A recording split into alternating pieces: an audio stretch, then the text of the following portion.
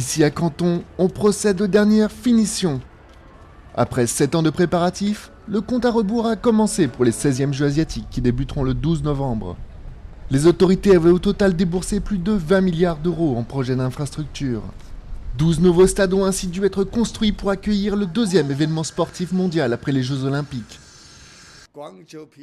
Les habitants de Canton connaissent mieux l'Asie et nous souhaiterions qu'à travers toute l'Asie, les gens connaissent mieux Canton. En arrivant, les visiteurs pourront découvrir de nouvelles lignes de métro, une gare et des routes flambant neuves. Mais les Jeux ne sont pas exempts de désagréments pour les habitants de cette mégapole du sud de la Chine.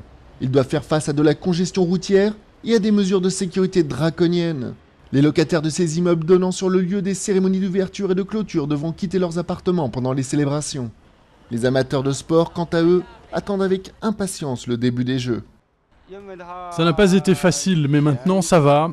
Avant, Canton n'avait jamais accueilli un événement sportif d'une telle ampleur. Il y avait beaucoup de choses à faire et à construire. Mais ils ont fait du bon travail.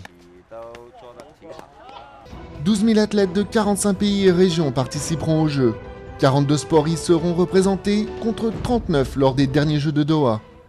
70 centres d'entraînement et sites seront utilisés. Ces nouveaux stades et ce gros investissement dans l'infrastructure nous permettront d'offrir plus d'installations sportives à la population. Les habitants seront les premiers à bénéficier de meilleures routes, d'un meilleur environnement et de beaucoup d'autres choses. Mais les plus grands bénéficiaires seront sans doute les sportifs chinois qui vont concourir à domicile.